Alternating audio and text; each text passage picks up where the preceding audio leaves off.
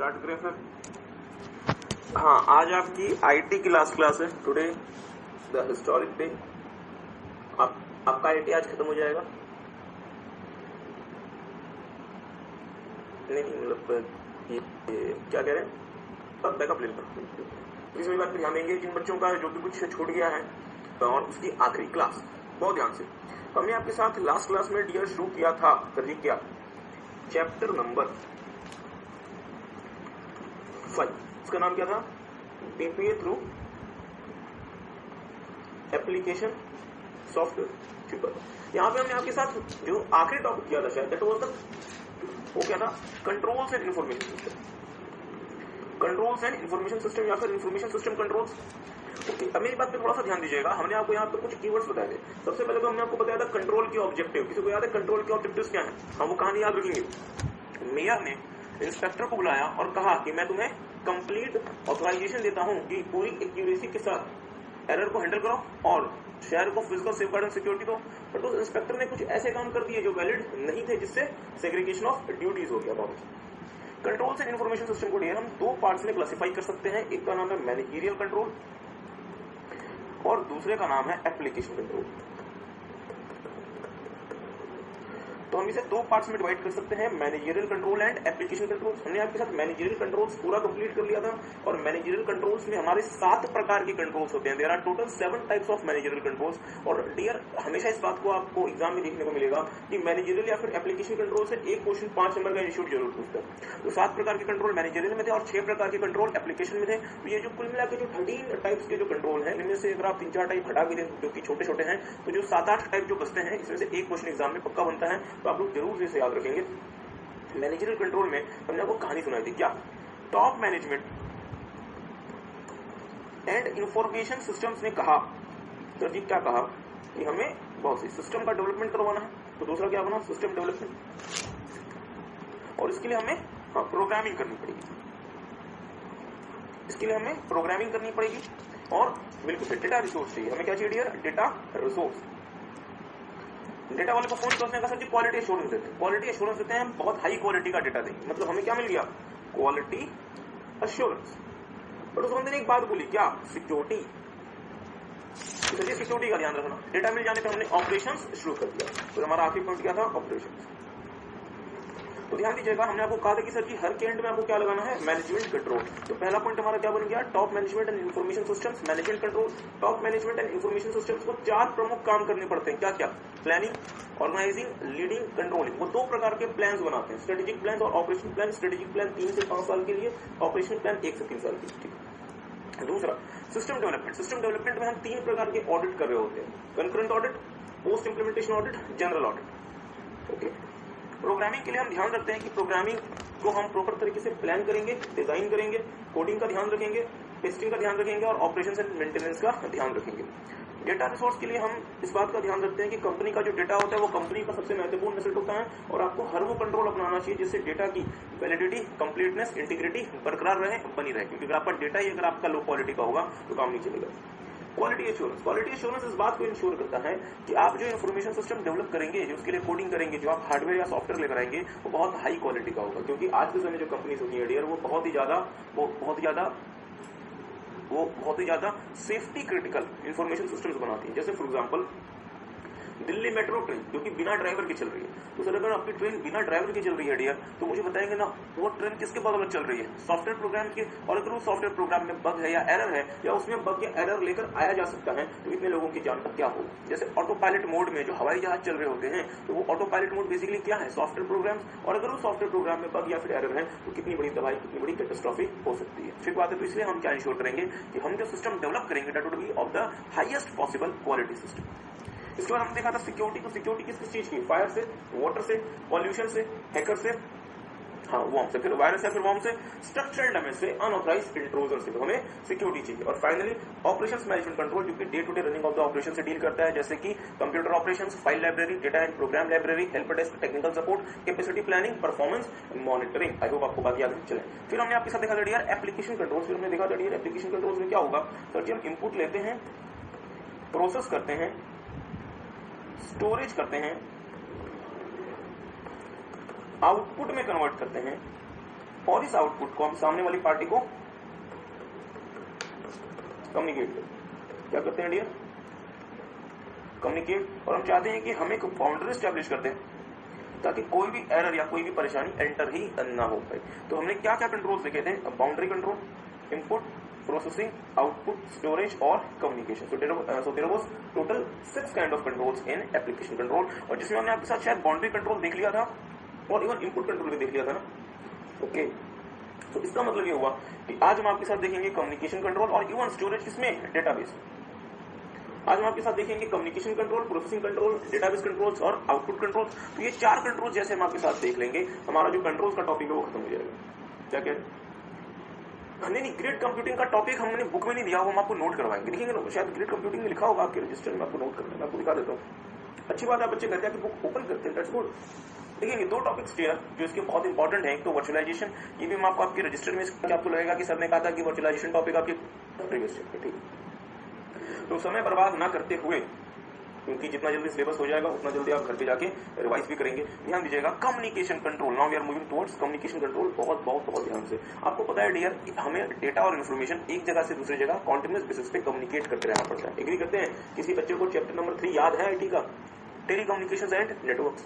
क्योंकि अगर हम डेटा और इन्फॉर्मेशन को किस फॉर्म में कम्युनिकेट करते हैं, बेसिकली हम उसे बाइनरीज मतलब 0-1 के ही वेव्स के फॉर्म में कम्युनिकेट करते हैं। एग्री करते हैं? तो लेट्स से हमने जो मैसेज भेजा, यदि वो मैसेज इन बिटवीन चेंज हो गया ड्यू टू एनी रीजन, और सामने वाली पार्टी को कोई और मैसेज मिला, या वो मैसेज उस फॉर्म में ना मिलकर किसी और फॉर्म में मिला, तो हमारा तो पर्पस बेकार हो गया। तो हम क्या इंश्योर करेंगे कि जो हम डेटा या फिर मैसेज का एक जगह से दूसरी जगह कम्युनिकेशन करेंगे, वो कम्युनिकेशन प्रॉपर तरीके से, प्रॉपर मैकेनिज्म में हो और उसमें कोई भी इश्यू या फिर एरर अराइज ना हो। तो मेरे साथ साथ देखेंगे कम्युनिकेशन कंट्रोल।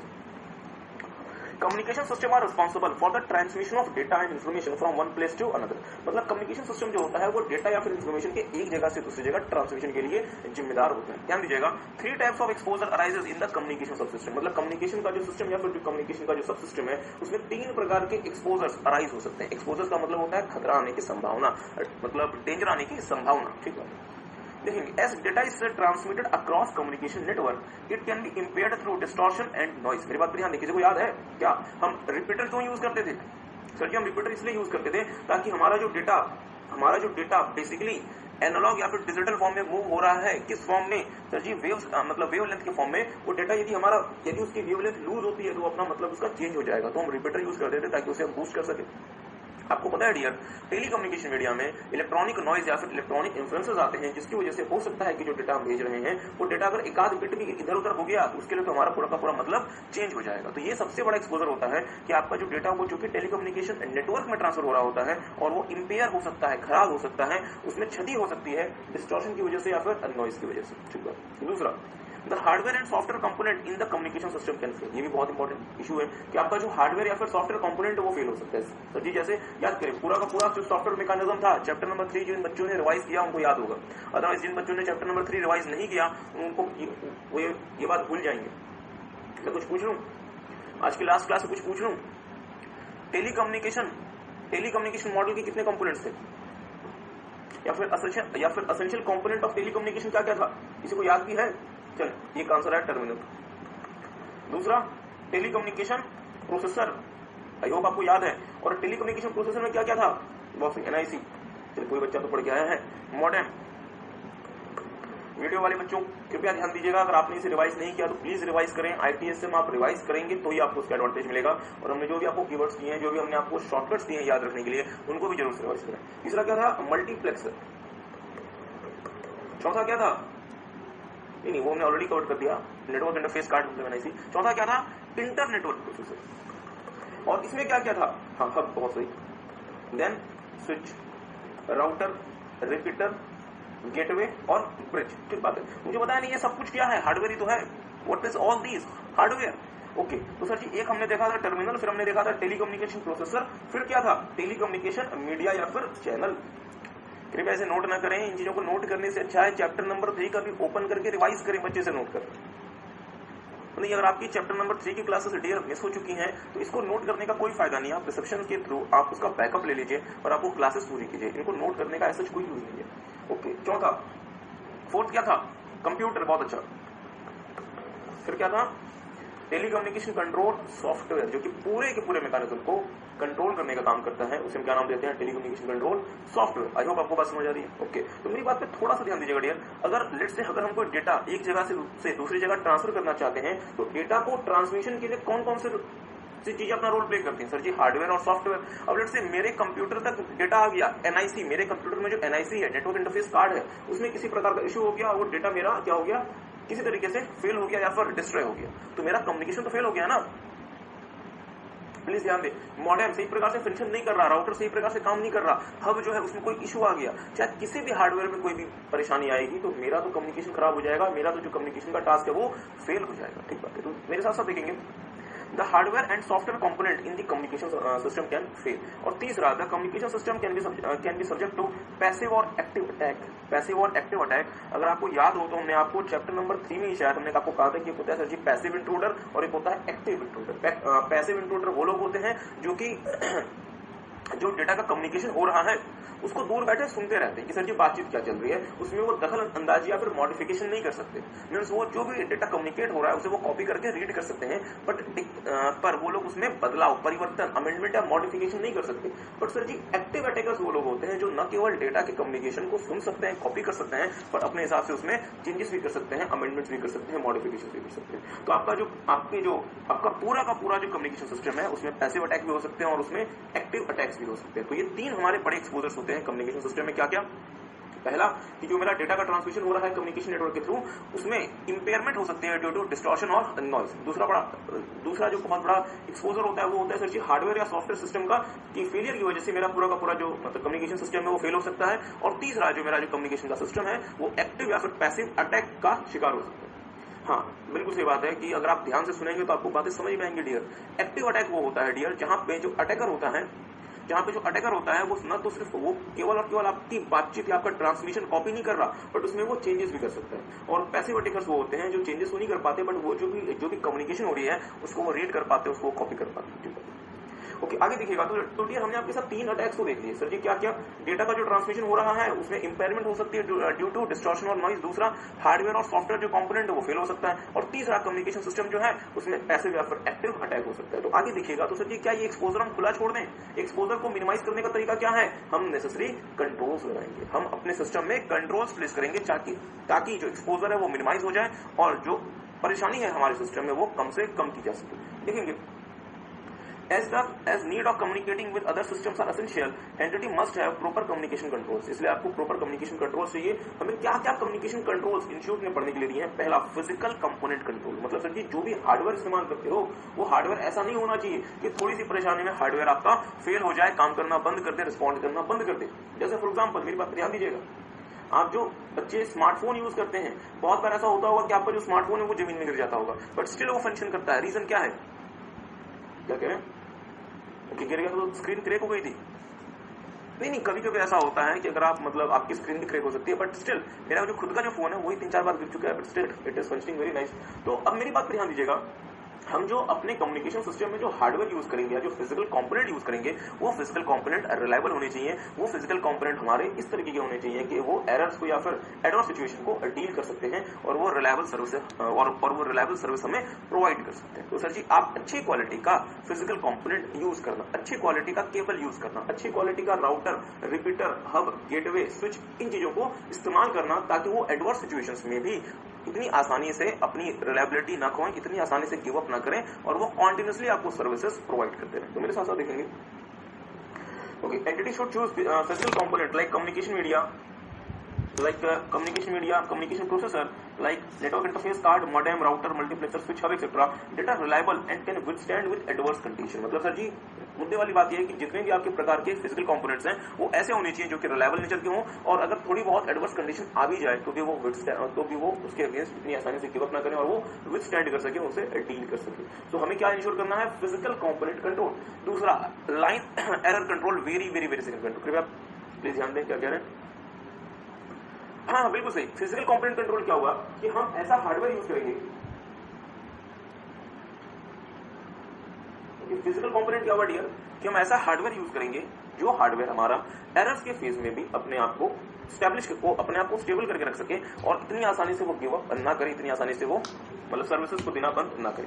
दूसरा, लाइन एरर कंट्रोल, सबसे सिग्निफिकेंट। मेरी बात पे ध्यान दीजिएगा, फिजिकल कंपोनेंट कंट्रोल तो इंश्योर करता है हार्डवेयर फेलियर ना हो, पर सर जी इससे बड़ा इशू है टेलीकम्युनिकेशन नेटवर्क में। और वो इशू क्या है कि जो आप डेटा ट्रांसफर कर रहे हैं फ्रॉम सेंडर टू रिसीवर, वो डेटा इलेक्ट्रॉनिक नॉइस का और डिस्टॉर्शन का शिकार होता है इन बिटवीन, और हो सकता है कि मैंने जो डेटा भेजा हो वो एग्जैक्टली डेटा उस फॉर्म में ना गया हो, किसी और फॉर्म में पहुंच गया हो। जैसे कि अगर आपको एक छोटी सी बात बताएं, मेरी बात ध्यान दीजिएगा, जैसे मुझे ए भेजना है, चलिए आप इस चीज को थोड़ा सा समझ लीजिए। लेट्स से डियर मैं सेंडर हूं और ये रिसीवर है और मुझे ए भेजना है, तो मीन्स ए मुझे भेजना है, मीन्स मुझे ए की क्या भेजनी है, बाइनरीज भेजनी है, मुझे ए के बिट्स भेजने हैं, मतलब लेट्स से 01001010, ठीक बात है। तो मेरा जो कम्युनिकेशन केबल है उसमें सच्ची ये बिट्स जाने चाहिए, एग्री करते हैं। बट लेट्स से क्या हुआ, ये बिट्स अच्छा खासा जा रहे थे, यहाँ पे क्या हुआ, due to some electronic issue, ये जो हमारा 1 है, या ये जो 1 का मतलब क्या हुआ, हायर लेवल ऑफ करंट या फिर higher level of wave signal, ये हमारा वीक हो गया और ये 0 में परिवर्तित हो गया। क्या आश्चर्य नहीं, आपको क्या आश्चर्य नहीं लगता कि सर जी 1 0 में कैसे परिवर्तित हो गया? आश्चर्य आपको इसलिए नहीं लगना चाहिए क्योंकि 1 0 में परिवर्तित हो गया का मतलब क्या हुआ कि जो आपके सिग्नल की वेवलेंथ स्ट्रांग थी वो वीक हो गई, और वीक होने का मतलब क्या हुआ कि वो अब उसे हम 0 पढ़ेंगे। तो सर जी हमने भेजा तो ए था, बट रिसीव क्या हुआ 01001000। तो मुझे बताएं, इस पूरे के पूरे बिट सीरीज का आपका कंप्यूटर जो मतलब निकालेगा वो ए निकालेगा, कुछ और निकाल लेगा? सर जी कुछ और मतलब निकाल लेगा, मतलब मेरा तो कम्युनिकेशन फेल हो गया ना। क्या किसी को बात समझ आई? मेरा तो कम्युनिकेशन फेल हो गया, और इसलिए हमें इसे कंट्रोल करना पड़ेगा। इसे हम नाम देते हैं लाइन एरर कंट्रोल। तो कृपया मेरी बात पर ध्यान दीजिएगा।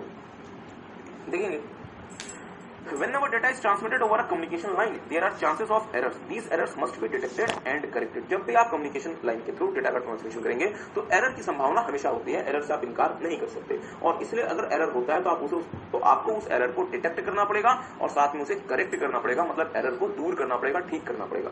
एरर के डिटेक्शन के लिए डियर दुनिया में 2 बहुत फेमस तरीके इस्तेमाल होते हैं, एक का नाम है लूप और दूसरे का नाम है रिडंडेंसी। ध्यान दीजिएगा, अभी लूप क्या होता है, रिडंडेंसी क्या होता है, हम आपके साथ अभी देखेंगे, बट पहले देख लें। The error can be detected either through a loop या फिर इको चेक और building some form of redundancy into the message transmitted. अब मेरी बात को ध्यान दीजिएगा, दुनिया में प्रैक्टिकली इस्तेमाल क्या होता है, इस पे जाने से पहले आपको थोड़ा सा बता देते हैं लूप और रिडंडेंसी काम कैसे करते हैं। लूप का मतलब हुआ किसी चीज को जहां से शुरू करते हैं दोबारा वहीं पे आ जाते हैं। जैसे फॉर एग्जांपल आपने देखा होगा, अगर आप कभी मतलब ट्रैवल कर रहे हैं, और मतलब दिल्ली में तो खैर काफी जगह पैसा देख सकते हैं, देश के किसी भी महानगर में, वहां पे लिखा रहता है कि ये लूप रोड है। मतलब ये क्या है कि जहां से आप जाएंगे अल्टीमेटली वहीं पे लेकर आ जाएगा, लाइक कुछ ऐसे। तो दिस इज व्हाट लूप। तो लूप बेसिकली ये कहता है कि सेंडर ने, अब बहुत ध्यान से मेरी बात को सुनिएगा,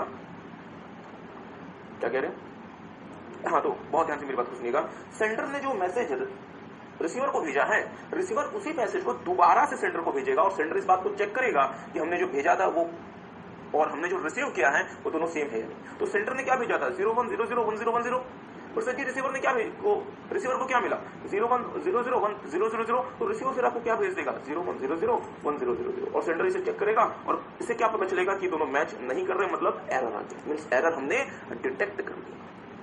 क्या किसी को बात समझ आई? इसे हम नाम देते हैं लूप या फिर इको चेक। आई होप आपको बात समझ आ रही है। तो सर जी लूप का मतलब क्या हुआ, हर एक डेटा जो सेंडर रिसीवर को भेज रहा है, दोबारा से रिसीवर वो पूरा का पूरा डेटा सेंडर को भेजेगा, और सेंडर दोनों को मैच करेगा और बताएगा कि क्या कोई एरर तो नहीं है। पर डियर ये प्रैक्टिकली इतना फिजिबल नहीं है, क्योंकि आप कितना सारा डेटा दोबारा से रीचेक कर सकते हो। This is in practical life very difficult. तो हम क्या करते हैं, हम कुछ एक्स्ट्रा बिट्स या फिर हम इसमें ओके, तो क्या ये बात आपको समझ आई? इसे हम क्या नाम देते हैं, लूप या फिर इको। तो एक काम करें, मेरे साथ एक बार लूप वाला मतलब देख रहे हैं, देखेंगे। Okay, line error control. तो बहुत ध्यान से मेरी बात को सुनिएगा। Whenever data is transmitted over a communication line, there are chances of errors. जब भी डेटा कम्युनिकेशन लाइन में ट्रांसफर होगा, एरर आने की संभावना है। तो आपको उस एरर को डिटेक्ट करना पड़ेगा और साथ में उस एरर को करेक्ट करना पड़ेगा। एरर के डिटेक्शन के लिए हम 2 तरीके इस्तेमाल करते हैं, पहला लूप या फिर इको चेक, और दूसरा building some form of redundancy into the message transmitted. इसमें नहीं जाते भी वो क्या होता है, पहला क्या कहलाता है, लूप चेक। आपको सिर्फ नाम पता होना चाहिए लूप चेक, बट स्टिल आप बच्चों के दिमाग में क्वेश्चन आ सकता है सर लूप चेक क्या होता है। तो लूप चेक क्या होता है कि सेंडर ने जो डेटा रिसीवर को भेजा, रिसीवर दोबारा से वो पूरा का पूरा डेटा सेंडर को भेजेगा और सेंडर का सिस्टम दोनों डेटा का कंपैरिजन करेगा और देखेगा कि जो हमने भेजा था क्या एग्जैक्टली वही रिसीव हुआ, और अगर वही रिसीव हुआ है मीन दोनों अगर सेम हो जाते हैं इट मीन डेटा में कोई एरर नहीं था। बट यदि यदि यदि यदि डेटा जो आपको रिसीव हुआ रिसीवर से अगर वो डेटा मैच नहीं कर रहा जो डेटा आपने भेजा था, इसका मतलब क्या हुआ, डेटा में एरर था और एरर को आपको क्या करना पड़ेगा, मीन्स एरर आपने खोज निकाला, उस एरर को आपको क्या करना पड़ेगा, सही करना पड़ेगा। मीन्स उस एरर का आपको करेक्शन करना पड़ेगा, उस एरर का आपको क्या करना पड़ेगा, मतलब उसे दूर करना पड़ेगा, सही करना पड़ेगा। ठीक बात है, ओके आगे देखिएगा मेरे साथ साथ। दूसरा होता है डियर, डेटा में आप क्या करते हैं, रिडंडेंसी बिट्स लगा देते हैं। आपने ऑलरेडी इस वर्ड का मतलब सुना हुआ है जिसका नाम है रिडंडेंसी। इसका मतलब क्या होता है, डुप्लीसिटी। तो मैं क्या करता हूं, लेट्स से कि मैंने अगर ए भेजना है तो इसके बिट्स है लेट्स से 01 01 00 1010, तो ये तो एक्चुअल बिट्स हैं जो मुझे भेजने हैं, बट इसमें मैं क्या करता हूं, मैं 2 एक्स्ट्रा बिट्स लगा के भेज देता हूं। लेट्स से मैंने आगे 1 लगा दिया और एंड में भी 1 लगा दिया।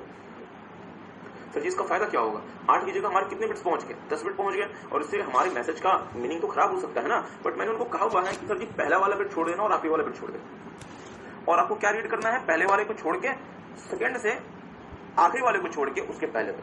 इसमें ज्यादा डीप में ना जाए अदरवाइज आपको परेशानी हो सकती है। तो आपको अल्टीमेटली 8 बिट्स पढ़ने। तो सर इसका फायदा क्या होगा, इसका फायदा ये होगा डियर कि अब मेरी बात पे ध्यान दीजिएगा, अब यदि मेरे बिट्स मूव कर रहे हैं तो लेट्स से इस बात की संभावना है कि यदि पावर वीक होगा तो किसका होगा, या तो इस पहले वाले 1 का होगा या तो इस दूसरे वाले 1 का होगा। बहुत ध्यान से मेरी बात सुनिए, मतलब या तो इसका होगा या तो इसका होगा, और ये दोनों ही बिट्स हमारे लिए किसी काम की नहीं है। अगर इसका पावर वीक होता है हो जाए, हमारा क्या जाता है, हमारा तो डेटा सेफ रहेगा। तो इसे हम नाम देते हैं कि हम एक तरह से अपने डेटा में रिडंडेंसी बिल्ड कर रहे हैं ताकि हम अपने एरर को डिटेक्ट कर सकें, कोई इशू ना आए।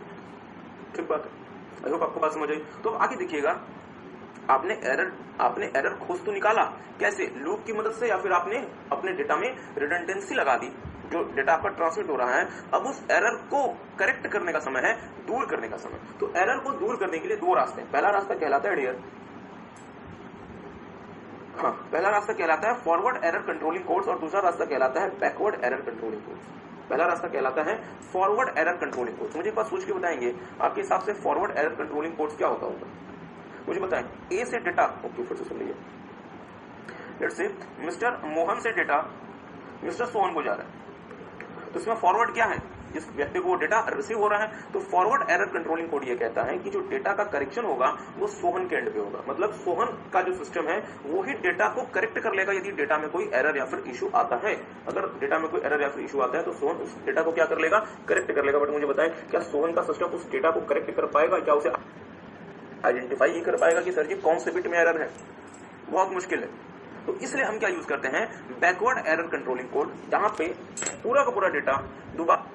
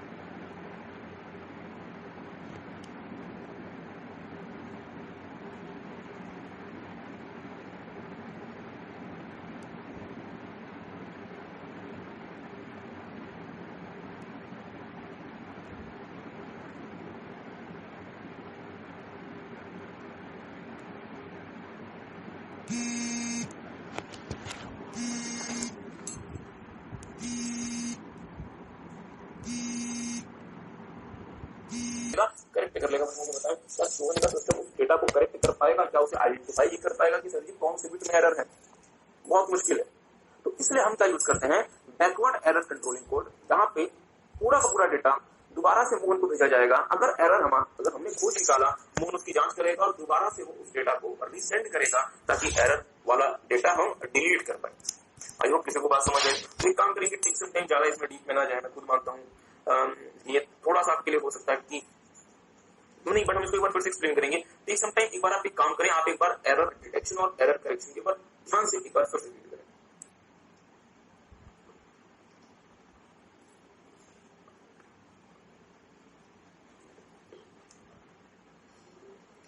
सेंडर से रिसीवर के पास जाएगा, रिसीवर वो पूरा का पूरा डेटा आपको दोबारा से भेजेगा, आप दोनों का कंपैरिजन करेंगे और आप देख पाएंगे कि जो डेटा आपने भेजा था और जो डेटा रिसीव हुआ वो डेटा एक्जैक्टली सेम या नहीं है, और अगर वो डेटा सेम नहीं होगा तो फिर इसका मतलब डेटा में एरर। इसे हम नाम देते हैं लूप सिस्टम। और दूसरा होता है डेटा में रिडंडेंसी, मतलब आप डेटा में कुछ एक्स्ट्रा बिट्स लगा के भेजेंगे ताकि यदि कोई इशू आए तो उन एक्स्ट्रा बिट्स में आ जाए और आपका जो ओरिजिनल डेटा है उसमें कोई इशू ना हो। तो इसे हम नाम देते हैं redundancy bits, building some form of redundancy in the data. तो जैसे आपने एक बार एरर को डिटेक्ट कर लिया, अब समय है एरर को करेक्ट करने का, तो उसके लिए हम दो रास्ते अपनाते हैं। पहला फॉरवर्ड एरर करेक्टिंग कोड और दूसरा बैकवर्ड एरर करेक्टिंग कोड। थोड़ा सा ध्यान दीजिएगा, पहला क्या है,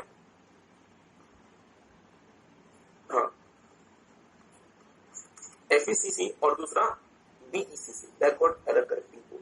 तो फॉरवर्ड वाले में क्या होगा, फॉरवर्ड वाले में होगा कि सर डेटा जिसके पास जाना है, मतलब मोहन से सोहन, डेटा कहां से कहां जाना है, मोहन से सोहन, तो मिस्टर सोहन का जो सिस्टम है वो अपने आप देख लेगा कि उसे डेटा को कैसे करेक्ट करना है। यदि डेटा में कोई इशू है तो वो मिस्टर सोहन का सिस्टम देख लेगा, क्योंकि हम फॉरवर्ड एरर करेक्टिंग कोड को यूज कर रहे हैं। बट सर जी सोहन का सिस्टम इतनी आसानी से इसे डील नहीं कर पाएगा, क्योंकि एक्जैक्टली उसे नहीं पता कि क्या आना था। कम से कम मिस्टर मोहन के सिस्टम को ये तो पता है ना कि क्या आना था। तो यदि एरर को मिस्टर मोहन के सिस्टम द्वारा दूर किया जाता है उसे हम क्या नाम देते हैं, backward error correcting code. But आपको इतनी डिटेल में नहीं जाना, आपको सिर्फ ये याद रखना है, आपको सिर्फ दो बातें याद रखनी है। पहला, एरर का डिटेक्शन। एरर की डिटेक्शन के लिए हमारे पास दो रास्ते, क्या क्या, लूप और दूसरा रिडंडेंसी। नोट नहीं करना, सब कुछ लिखा हुआ है। और दूसरा एरर का करेक्शन। तो अगेन एरर के करेक्शन के लिए भी हमारे पास कितने रास्ते हैं, दो रास्ते। पहला forward error correcting code FECC और दूसरा बैकवर्ड एरर करेक्टिंग कोड, तो FECC और BECC, backward error correcting code. सो आई होप आपको बात समझ आई। बस इतना ही आपको याद रखना है, आपको ज्यादा इसके अलावा कुछ भी याद रखने की रिक्वायरमेंट नहीं है। आगे देखिएगा फ्लो कंट्रोल। अब मेरी बात पे थोड़ा सा ध्यान दीजिएगा। लेट्स से आप अपने सेलफोन से YouTube का सर्वर एक्सेस कर रहे हैं, क्या आपके सेलफोन की कैपेसिटी और YouTube के सर्वर की कैपेसिटी दोनों सेम है या बहुत अलग है? सर जी बहुत अलग है, आपके सेलफोन की कैपेसिटी ज्यादा है, YouTube के सर्वर की कैपेसिटी कम है। उल्टा हो गया, चले आपके सेलफोन की जो कैपेसिटी वो कम है और YouTube की सर्वर की कैपेसिटी बहुत ज्यादा है। इसका मतलब ये हुआ कि आपका सेलफोन जिस रफ्तार से डेटा भेजेगा, प्रोसेस करेगा और रिसीव करेगा, उसके मुकाबले कई गुना ज्यादा तेजी से YouTube का जो सर्वर है वो डेटा भेज सकता है, प्रोसेस कर सकता है और रिसीव कर सकता है। तो सर जी अब परेशानी क्या होगी, लेट्स से मैं अपने सेलफोन से YouTube के वीडियोस एक्सेस कर रहा हूं और YouTube का जो सर्वर है वो बहुत तेजी से मेरे पास डेटा भेजना शुरू कर दे, तो मेरा तो फोन उसे प्रोसेस ही नहीं कर पाएगा। तो क्या मेरे लिए परेशानी हो जाएगी? परेशानी हो जाएगी। और चूंकि और इसका रीजन क्या है, फ्लो में इशू आ गया। मतलब जिस फ्लो में हम डेटा चाहते हैं, नाम समझिएगा, जिस फ्लो में मेरा डिवाइस डेटा चाहता है या उसे रिसीव करना चाहता है, पर जो सेंडर है वो उससे बहुत ज्यादा तेजी से उस डेटा को मेरे पास फ्लो कर रहा है, भेज रहा है। तो हमें इस सिचुएशन को कंट्रोल करना पड़ेगा। इसके लिए बहुत फेमस तरीका हम यूज करते हैं, that is known as stop and wait flow control. Stop and wait flow control क्या कहता है? Stop and wait flow control एक मैकेनिज्म होता है जहां पे जो रिसीवर का डिवाइस है वो जब तक दोबारा से सिग्नल ना भेजे सेंडर के डिवाइस को, सेंडर का डिवाइस तब तक डेटा का ट्रांसफर रिसीवर को नहीं करेगा। और इसका मतलब ये हुआ कि इसका प्लीज ध्यान दीजिएगा, आप लोग ध्यान नहीं दे रहे। इसका मतलब ये हुआ कि जो सेंडर डिवाइस को, रिसीवर का जो डिवाइस है वो बोलेगा स्टॉप एंड वेट, मतलब रुक जाओ, यूट्यूब के सर्वर रुक जाओ और तब तक वेट करो जब तक मैं तुमसे डेटा दोबारा से मंगाने को रेडी ना हो जाऊं। तो मेरे साथ साथ देखेंगे, ओके देखेंगे, टू नोड्स और devices in a network can differ in terms of rate at which they can send, receive and process data. मतलब दो अलग अलग डिवाइसेस किसी भी नेटवर्क में, उनमें अंतर हो सकता है कि सर जी वो किस रफ्तार से डेटा को भेज सकते हैं, रिसीव कर सकते हैं और प्रोसेस कर सकते हैं, जैसे आपका डिवाइस और यूट्यूब का सर्वर। ठीक बात है। To deal with this we use stop and wait flow control in which sender transmits a frame of data only when receiver is ready to accept the frame. मतलब data receiver को तभी भेजा जाएगा जब receiver उस data को accept करने के लिए रेडी है। यहाँ सर जी हमें डेटा भेज दो, तो ये हम आपको एक क्वांटिटी ऑफ डेटा या फिर फ्रेम ऑफ डेटा भेजेंगे और जब तक आप उसे एक्सेप्ट करने को रेडी नहीं है, आप हमें क्या कह रहे हैं, स्टॉप एंड वेट। मतलब यूट्यूब के सर्वर स्टॉप हो जाओ, रुक जाओ, और रुक जाओ कब तक, और वेट करो जब तक हम तुम्हें दोबारा से परमिशन नहीं देते हमारे पास डेटा भेजने की। तो मुझे सोच के बताएंगे ये चीजें बीइंग अ यूजर मुझे देखनी होती है या मेरा सिस्टम ऑटोमेटिकली इन चीजों को देख रहा होता है? मेरा सिस्टम ऑटोमेटिकली इन चीजों को देख रहा होता है। बीइंग अ यूजर मुझे इन चीजों से लेना देना नहीं है कि मेरे सिस्टम के अंदर में क्या क्या चल रहा है। ठीक बात है। आगे देखिएगा लिंक कंट्रोल। तो डियर दो प्रकार के लिंक कंट्रोल के नाम इंस्टीट्यूट ने आपको पढ़ने को दिए हुए हैं। एक का नाम है HDLC higher level data control और दूसरे का नाम है SDLC synchronous data link control. इसमें आपको सिर्फ ये दो नाम याद रखने हैं क्योंकि इंस्टीट्यूट कहता है कि भाई इन दोनों की जो मतलब चर्चा है वो हमारे सिलेबस के दायरे से बहुत ज्यादा दूर है। तो इन शॉर्ट पहली बार ये कहता है कि एचडीएलसी और एसडीएलसी की जो मतलब चर्चा है वो हमारे सिलेबस से बहुत ज्यादा बियॉन्ड है। मेरी बात पर ध्यान दीजिएगा, एसडीएलसी से बच्चे कंफ्यूज हो सकते हैं। क्यों कंफ्यूज हो सकते हैं? हाँ, सिस्टम डेवलपमेंट लाइफ साइकिल। तो थोड़ा सा ध्यान दीजिएगा, यदि आपसे एग्जाम में एमसीक्यू में क्वेश्चन आता है कि लिंक कंट्रोल के कॉन्टेक्स्ट में एसडीएलसी का क्या मतलब है, लिंक कंट्रोल के कॉन्टेक्स्ट में एसडीएलसी का क्या मतलब है, तो आप क्या लिखेंगे? Synchronous data link control. ठीक बात है। और दूसरा, एसडीएलसी का मतलब हायर लेवल डेटा कंट्रोल। तो सिर्फ आपको ये दो नाम याद रखने हैं, एसडीएलसी का मतलब सिंक्रोनियस डेटा लिंक कंट्रोल और एसडीएलसी का मतलब हायर लेवल लिंक कंट्रोल, मतलब higher data. Okay okay okay. HDLC का मतलब higher level data control, higher level data control, इसका मतलब हुआ एचडीएलसी। ओके, मैं एक बार कंफर्म कर लेता हूँ, एचडीएलसी का मतलब हायर लेवल डेटा कंट्रोल ही होगा ना। गिव मी 1 मिनट, मुझे 1 मिनट दें कृपया। एक बार इंस्टीट्यूट की किताब ओपन करता हूँ और वहां पे देख लेते हैं कि इंस्टीट्यूट ने क्या दिया हुआ है।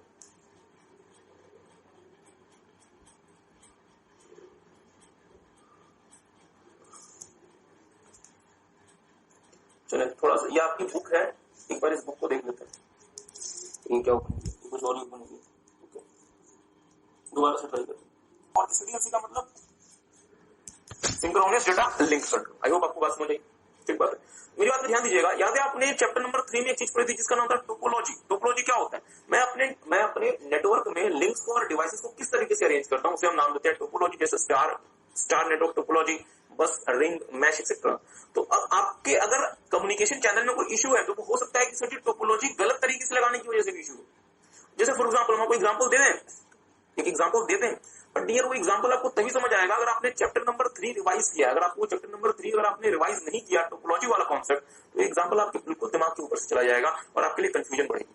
सो वीडियो वाले उन बच्चों के लिए जिन्होंने चैप्टर नंबर 3 में टोपोलॉजी कंट्रोल रिवाइज किया है, और जो बच्चे सर ये बोलना क्या चाहते हो, एग्जाम्पल्स में मैंने कहा कि मुझे टोपोलॉजिकल कंट्रोल्स भी करने पड़ेंगे। रीजन क्या है, मैं आपको एक एग्जांपल देकर समझाता हूँ।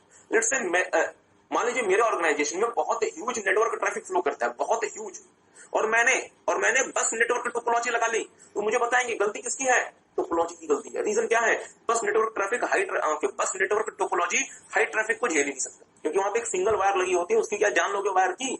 नहीं। तो अगर मेरे कंप्यूटर, अगर मेरे ऑर्गेनाइजेशन में बहुत huge quantity of data flow कर रहा है, तो मुझे या तो स्टार नेटवर्क टोपोलॉजी में जाना चाहिए या मुझे मैश नेटवर्क टोपोलॉजी में जाना चाहिए। बस से काम नहीं चलेगा। हाँ, मतलब बस की बात नहीं है। आई होप उन बच्चों को बात समझ आई है जिन्होंने रिवाइज किया। जिन्होंने रिवाइज नहीं किया उनसे क्या एक्सपेक्ट किया जा सकता है। ओके, चलिए एक बार फिर से बोल देते हैं। आपको याद है बस नेटवर्क टोपोलॉजी, वहां पे क्या होता है? एक बड़ी सी केबल सारे के सारे डिवाइसेस को आपस में कनेक्ट करती है और least amount of cable required होती है। तो एक केबल में कितना ट्रैफिक मूव हो सकता है? एक limited quantity of the traffic तो मूव हो सकता है ना।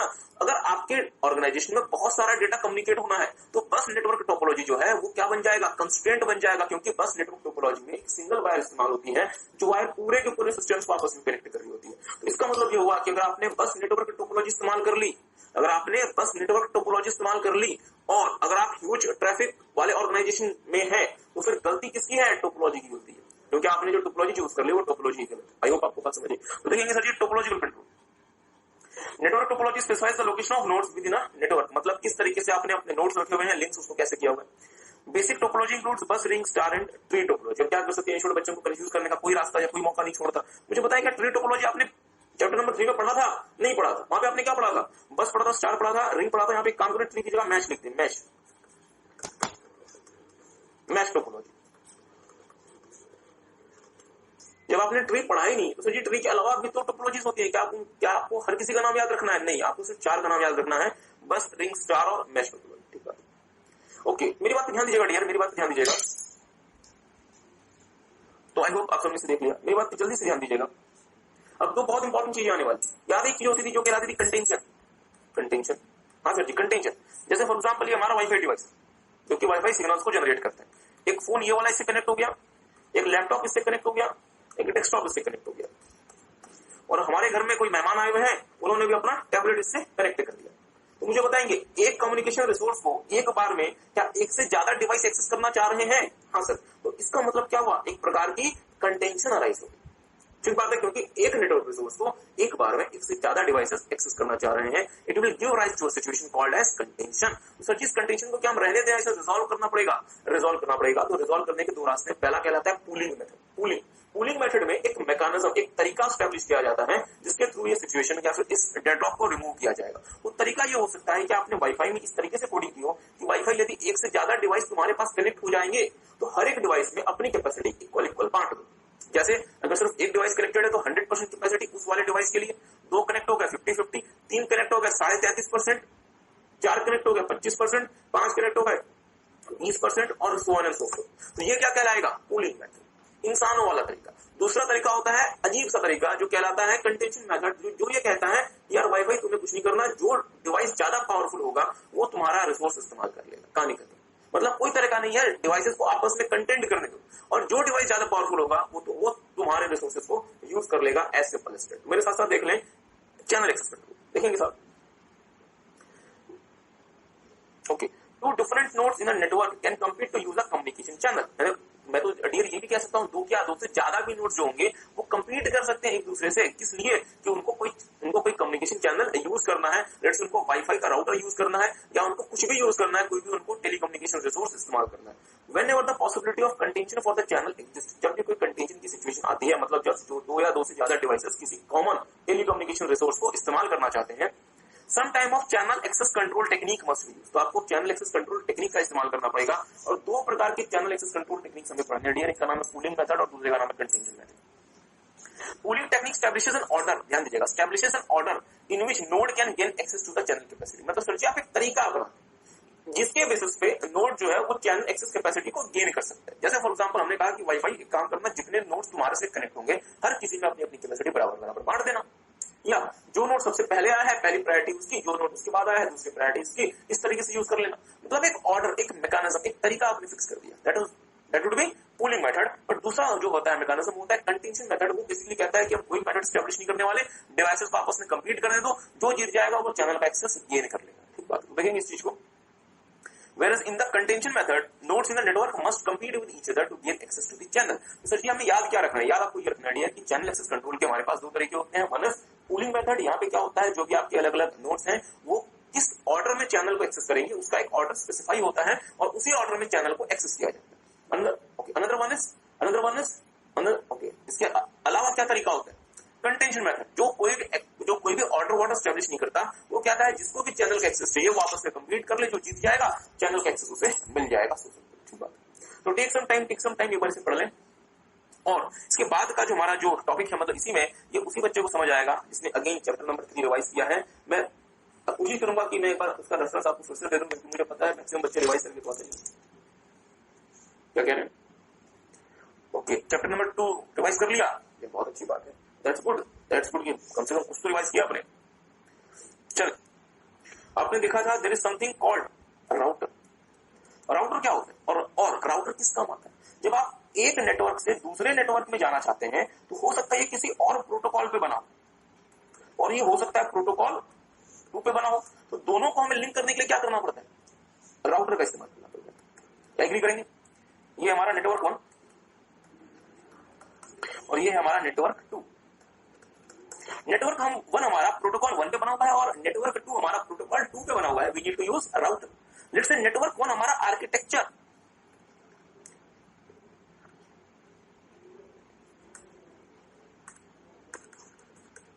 आर्किटेक्चर 1 पे बना हुआ है और नेटवर्क 2 हमारा आर्किटेक्चर 2 पे बना हुआ है।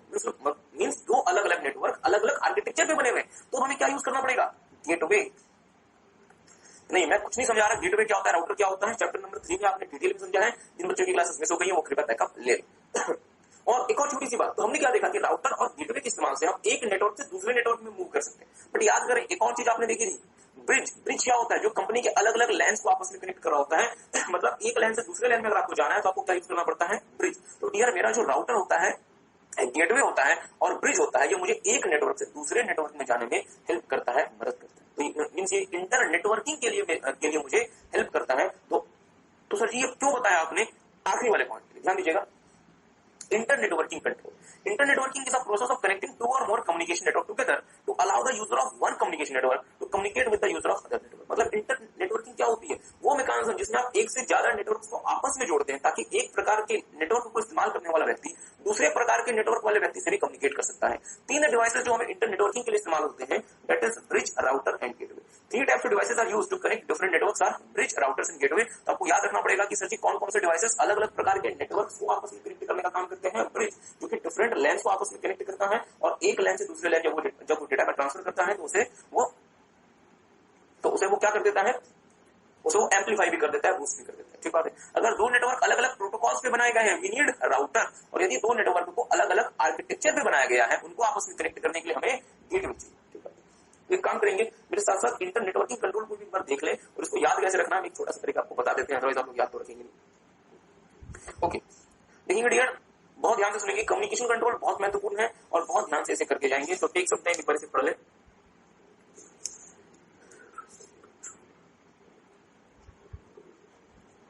ओके, तो आई होप आप सबने इसे पढ़ लिया। तो एक काम करें, मैं आपको लिखवा देता हूं इसे याद कैसे रखना है। लिख लें, लिखेंगे how to remember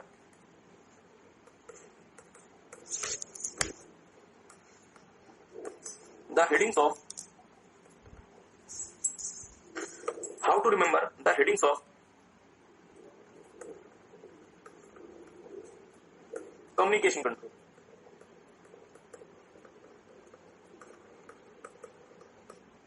how to remember the headings of communication control. ध्यान दीजिएगा, बहुत ध्यान से मेरी बात को सुनिएगा। आपकी बात कर लेते चलें। आपको इंटर नेटवर्किंग करनी थी, क्या करनी थी, इंटर नेटवर्किंग करनी थी, क्योंकि आप जिस डिपार्टमेंट पे काम करते हैं उस डिपार्टमेंट का जो लैन है तो आप उसको यूज करते थे। पर सर जी परेशानी यह है कि आपका जो पॉइंट ऑफ इंटरेस्ट है वो किसी दूसरे डिपार्टमेंट में काम करता है और उसका लैन अलग, तो फिर आपको अपने लैन से उस वाले लैन में आपस में क्या करना है, कम्युनिकेट करना है। तो आपको क्या करना था, इंटर नेटवर्किंग करनी थी। ठीक है, पर परेशानी देखिए, पर चैनल एक्सेस नहीं हो पा रहा था, पर चैनल एक्सेस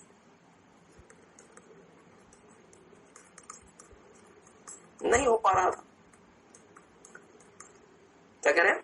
ओके, बात समझ नहीं आई, चलिए फिर आप और आपकी खास दोस्त साथ में सीए बन गए। ठीक बात है, ठीक बात है। आपको टैक्स से प्यार था, उनको लॉ से प्यार था, तो आपको टैक्स वाले डिपार्टमेंट, और हाँ दोनों का प्लेसमेंट एक ही कंपनी का हो गया, तो आपको डाल दिया गया टैक्सेशन वाले डिपार्टमेंट में, पर उनको डाल दिया गया लीगल डिपार्टमेंट में।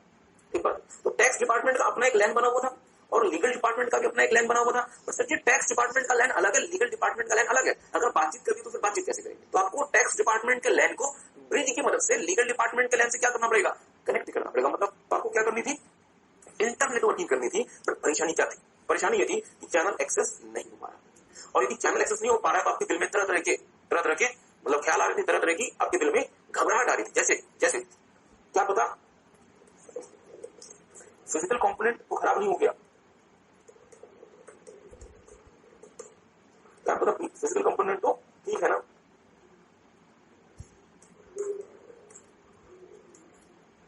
या लिंक तो ठीक है। तो आप किसी उधेड़-बुन में लगे हुए हैं कि क्या पता फिजिकल कंपोनेंट ना खराब हो गया, या क्या पता लिंक तो हमारा सही है कि नहीं, या फिर लिंक तो कहीं खराब तो नहीं हो गया। तो इसी उधेड़-बुन में आपने क्या किया, आपने एमटीएनएल को फोन कर दिया। ठीक बात है कि सर जी मतलब चैनल एक्सेस नहीं हो रहा।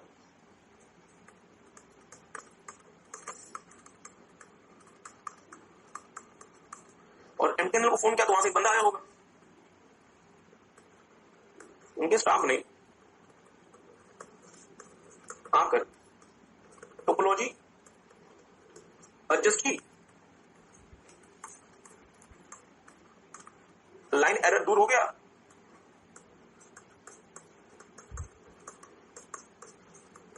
और फ्लो सही हो गया, फ्लो सही हो गया। मतलब एक काम करें, पहले लिख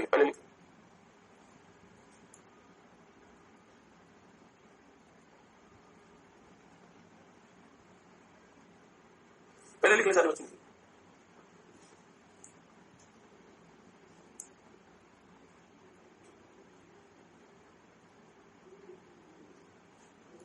ओके, ध्यान दीजिएगा, how to remember the headings of communication control. आपको इंटर नेटवर्किंग करनी थी, पर चैनल एक्सेस नहीं हो पा रहा था, तो आपको लगा कि क्या पता फिजिकल कंपोनेंट में तो खराबी नहीं आ गई, या फिर लिंक तो ठीक है ना। आपने एमटीएनएल वाले को फोन किया, उनका स्टाफ आया और उसने आपके फोन से टोपोलॉजी को एडजस्ट किया, लिंक एरर दूर हो गया, फ्लो सही हो गया। इसका मतलब क्या, उसको याद कैसे रखना है, इंटर नेटवर्किंग कंट्रोल, दूसरा चैनल एक्सेस कंट्रोल, तीसरा फिजिकल कंपोनेंट कंट्रोल, चौथा लिंक कंट्रोल, पांचवा लाइन एरर कंट्रोल, छठा टोपोलॉजी या फिर टोपोलॉजिकल कंट्रोल, और और 8वां मतलब जो भी है फ्लो कंट्रोल। तो आई होप आपको ये याद रहेगा। एक काम करें, एक बार इसे दोबारा से देख लें एक सम टाइम।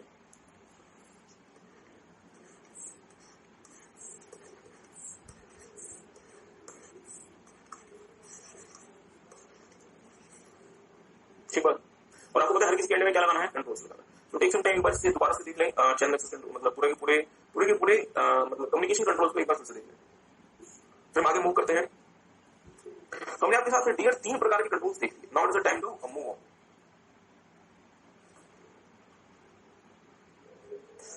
देखिएगा प्रोसेसिंग कंट्रोल, बहुत ध्यान से मेरी बात को सुनिएगा।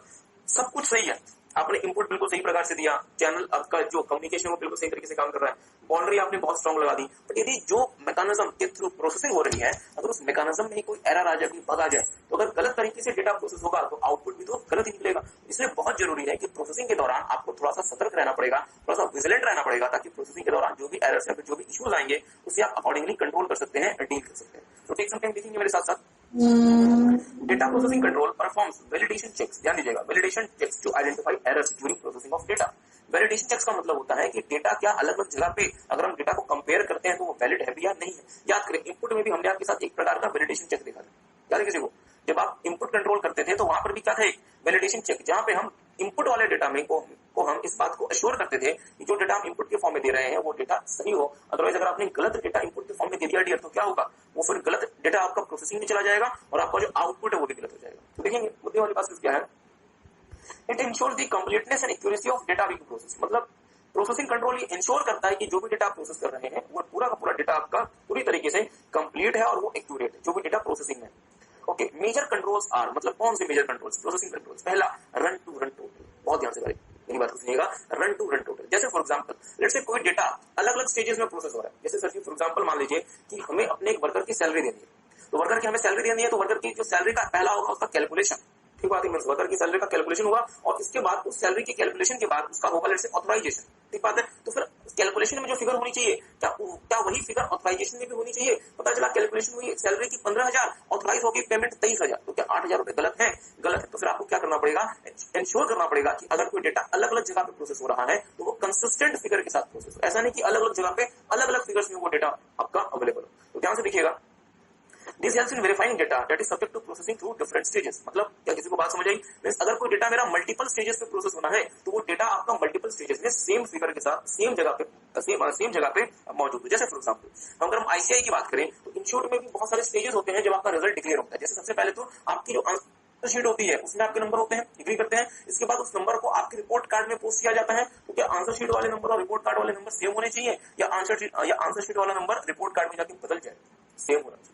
तो आपको देखना पड़ेगा कि क्या ये अलग अलग जगह पे जो ये प्रेजेंट हो रहा है वो क्या सही तरीके से प्रेजेंट हो रहा है, सेम या कंसिस्टेंट फिगर के साथ प्रेजेंट हो रहा है, या अलग अलग स्टेजेस पे ये अलग अलग फिगर्स के साथ प्रेजेंट हो रहा है। तो अगर आप अलग अलग स्टेजेस पे अगर आपका डेटा अलग अलग फिगर्स के साथ प्रेजेंट हो रहा है इससे बहुत बड़ा इशू हो जाएगा। तो हम रन टू रन टोटल्स के थ्रू इस बात को अश्योर करते हैं कि अगर कोई डेटा हमारा अलग अलग स्टेजेस पे है तो वो सेम फिगर के साथ अवेलेबल होगा। तो फिर से देख लीजिएगा, this helps in verifying data that is subject to processing through different stages. दूसरा हो गया डियर रीजनेबलनेस वेरिफिकेशन। तो अब जैसे फॉर एग्जांपल पहले इसको पढ़ लें, टू और more fields can be compared and cross verified to ensure their correctness. मतलब आप 2 या 2 से अधिक फील्ड को आप एक साथ कंपेयर कर सकते हैं। जैसे सर जी मतलब क्या होगा इसका? जैसे फॉर एग्जांपल मान लीजिए डियर क्या होता है कि डी कैटेगरी के एम्प्लॉयज की जो सैलरी बनती है वो लेट से बनती है ₹200 पर आवर, मतलब 1 घंटे काम करने पे 200 रुपए। और किसी वर्कर ने लेट से किसी महीने में 300 घंटे काम किए, लेट से 300 घंटे ज्यादा हो गए ना सर जी, 300 घंटे ज्यादा हो गए। तो चले अब जो भी है, तो अब मुझे बताएंगे 200 रुपए पर आवर और 300 घंटे आपने काम किया, 200 रुपए पर आवर और 300 घंटे आपने काम किया तो आपकी सैलरी कितनी बनती है? 60,000 रुपए। तो आपकी सैलरी कितनी बनेगी? 60,000 रुपए। इसका मतलब ये हुआ कि आपका जो फाइनल जो पेमेंट होनी चाहिए वो कितनी होनी चाहिए? 60,000 रुपए। तो अब लेट से 200 रुपए पर आवर तो है, 200 रुपए पर आवर है और 300 घंटे भी है, बट जो फिगर परसेंट क्या आ रही है वो आ रही है 90,000। तो मुझे बताएं क्या ये रीजनेबल वेरिफिकेशन में सही है? नहीं, क्योंकि सर जी अगर आप पहला फील्ड देखिए वहां पे 200 रुपए पर आवर, दूसरे फील्ड में लिखा हुआ है 300 घंटे आपने काम किया, इसका जो सम टोटल बनना चाहिए, इसका जो मल्टीप्लिकेशन होना चाहिए वो आना चाहिए 60,000 रुपीज, बट फील्ड में क्या आ रहा है 90,000 रुपए। इसका मतलब प्रोसेसिंग सही नहीं हुई और आपको क्या करना पड़ेगा, आपको अकॉर्डिंगली इसे दूर करना पड़ेगा, रिमूव करना पड़ेगा। तो मेरे साथ साथ एक काम करेंगे, एक बार से पढ़ लेंगे। ओके देखेंगे टू और more fields can be compared and cross verified to ensure their correct. Field initialization मुझे बस पूछ के बताएंगे, बिग बाजार में आप गए, बारकोड स्कैनर से जो भी आपने परचेज किया उसको स्कैन करके डेटा को मशीन में भेजा जा रहा है। जैसे सबसे पहले प्रोडक्ट 1 को स्कैन किया गया और उसका डेटा मशीन में भेज दिया गया प्रोसेसिंग करने के लिए। बहुत ध्यान से मेरी बात को सुनिएगा। प्रोडक्ट 1 को स्कैन किया गया, उसका डेटा मशीन में भेज दिया गया प्रोसेसिंग करने के लिए। प्रोडक्ट 1 का प्राइस है 100 रुपए, ठीक बात है। प्रोडक्ट 2 स्कैन किया गया, प्रोडक्ट 2 का प्राइस है 80 रुपए, मशीन में दूसरी बार 80 रुपए जाने चाहिए, 180 रुपए चले जाने चाहिए।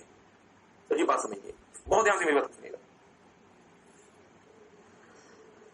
प्रोडक्ट 1 स्कैन किया गया ₹100 का, मशीन में कितना एंटर हुआ ₹100 प्लस। तो क्या सर जी अब ये जो ₹100 प्लस जो मशीन में है, ये क्या जब दूसरे प्रोडक्ट की स्कैनिंग करे तो क्या इसे जीरो होना पड़ेगा? लेट्स से ये जीरो नहीं होता और ₹100 ऑलरेडी मौजूद है। प्रोडक्ट 2 कितने का है? 80 रुपए का। तो प्रोडक्ट 2 कितने का एंटर हो जाएगा? 180 रुपए का, जबकि प्रोडक्ट 2 कितने का था? 80 रुपए का। इट मीन्स कि जब आप दूसरे प्रोडक्ट को स्कैन करेंगे तो आपका जो बारकोड स्कैनर का प्राइस का फील्ड है वो इनिशियलाइज होना चाहिए, मतलब वो जीरो वैल्यू पे आना चाहिए। अदरवाइज क्या होगा, जो प्रीवियस प्रोडक्ट को आपने स्कैन करके डाला था वो बारकोड जो आपका जो बारकोड स्कैनर है उसमें वही वैल्यू मौजूद होगी और वो एक्यूमुलेटेड वैल्यू या फिर वो इंक्रीज वैल्यू उसने एंटर कर देगा। हाँ बिल्कुल सही बच्चे ने क्या आंसर मतलब क्या आपने मतलब एग्जाम्पल दिया। जैसे फॉर एग्जाम्पल आप लोग जब फ्यूल भरवाने के लिए जाते हैं, जो बॉयज हम रिलेट कर सकते हैं, तो आपको देखना पड़ता है कि सर जी वहां पे जीरो आएगा लिखा हुआ मशीन में। मान लीजिए कि किसी बंदे ने आपके पहले 100 रुपए का फ्यूल भरवाया और आपने कहा सर जी हम तो सीए बनने वाले 100 रुपए अच्छा नहीं लगता, चलिए 200 रुपए का फ्यूल भरवा दें। तो क्या जो उसका मीटर है वो 100 से 200 पे जाएगा या 0 से 200 पे जाना चाहिए? 0 से 200 पे जाना चाहिए। इसका मतलब क्या हुआ कि उस फ्यूल पंप वाले को क्या करना पड़ेगा? फील्ड का इनिशियलाइजेशन करना पड़ेगा बिफोर स्टार्टिंग द प्रोसेसिंग। क्या मेरी बात किसी को समझ आई? इससे हम क्या नाम देंगे? Field initialization. तो एक काम करें, टेक सम टाइम एक बार से देख लें। Data overflow can occur if records are constantly added to the table or fields are added to the record without initializing it, that is setting all values to 0 before inserting them। मतलब मुद्दे वाली बात यह है कि before entering into data we have to initialize the field that is setting its value to 0 before entering the data। कोई भी नया डेटा एंटर करने से पहले आपको इंश्योर करना पड़ेगा कि जिस प्रोसेस के थ्रू आप नया डेटा इंसर्ट कर रहे हैं उस प्रोसेस में अपनी कोई वैल्यू एज इट इज ना हो और आपको सारे के सारे वर्किंग लोकेशंस को 0 करना पड़ेगा, इनिशियलाइज करना पड़ेगा। आई होप आपको बात समझ आ रही है। तो मेरे साथ साथ एक काम करेंगे, आगे देखेंगे edit checks can be used to verify accuracy and completeness of data. तो आप देखेंगे कि जहां जहां पे आप प्रोसेसिंग के दौरान जहां पे कोई डेटा एडिट हुआ है, तो जहां पे डेटा एडिट हुआ है कृपया उन एडिट्स को ध्यान से देखें। यदि कोई डेटा एडिट हुआ है तो वहां पे खतरे की संभावना या फिर मिसयूज की संभावना बढ़ जाती है। तो अगर किसी फील्ड में आपको पता चलता है कि सर जी यहाँ पे डेटा एडिट किया गया है, तो एडिट क्यों किया गया है? फ्रॉड की संभावना बढ़ जाती है, रिस्क की संभावना या फिर एरर की संभावना बढ़ जाती है। तो हर उस फील्ड को जहां पे एडिटिंग की गई है वहां कृपया ध्यान से देखें ताकि आप इंश्योर कर सकें कि डेटा आपका एक्यूरेट है और कंप्लीट है।